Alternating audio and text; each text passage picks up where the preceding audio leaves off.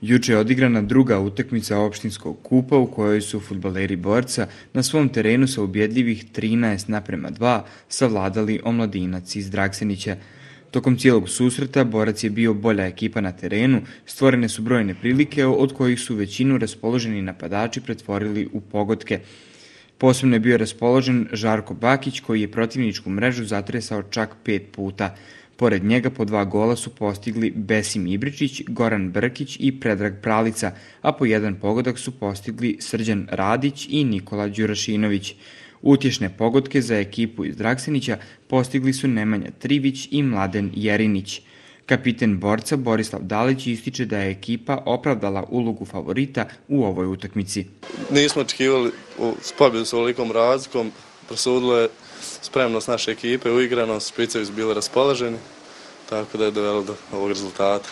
Evo, kako su očekivanja do ovog opštinskog kupa? Pa očekivanja da uzmemo taj kup i onda da idemo dalje po pobjedi. Odlično, evo stanje trenutno na tabeli, evo borite se za vrh u regionalnoj ligi. Pa u nedelju idemo u Krajinu, očekuje se pobjeda, naravno. Očekujemo da će kiks naši protivnici i da ćemo zauzeti prvo mjesto.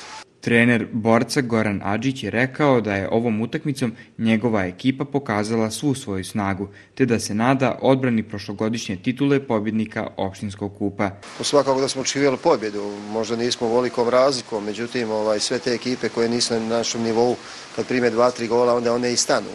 Tako da je ovo pobjeda realna i velika je razlika u kvalitetu, fizičkoj spremi, u radu, u selekciji ekipe, tako da mi ove godine imamo jednu ekipu koja bori se za ulazak u drugu ligu.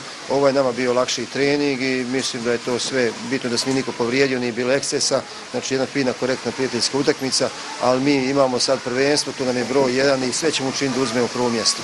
Evo, trenutno ste drugi na tabeli, samo bod za ostatka.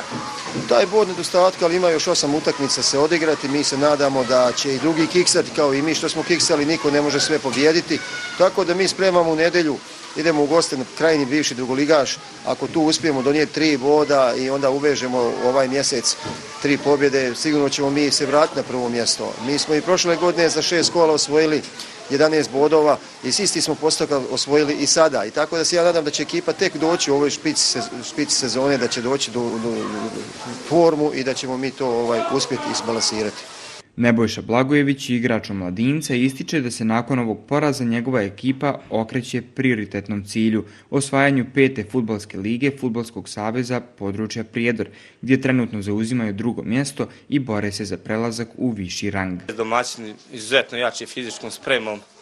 Mi smo došli da se odigramo tu utakmicu, da primimo što manje golova s nadom, ali nismo to uspjeli.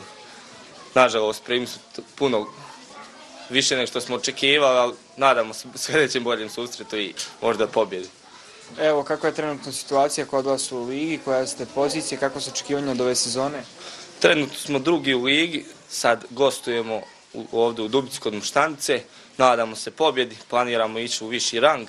Sada su poznate 2 ekipe koje su se plasirale u naredni krug opštinskog kupa, Knežu Poljac i Borac, a treća ekipa koja će im se pridružiti bit će pobjednik utakmice Ravan Moštanica, koja se igra u srijedu 16. aprila.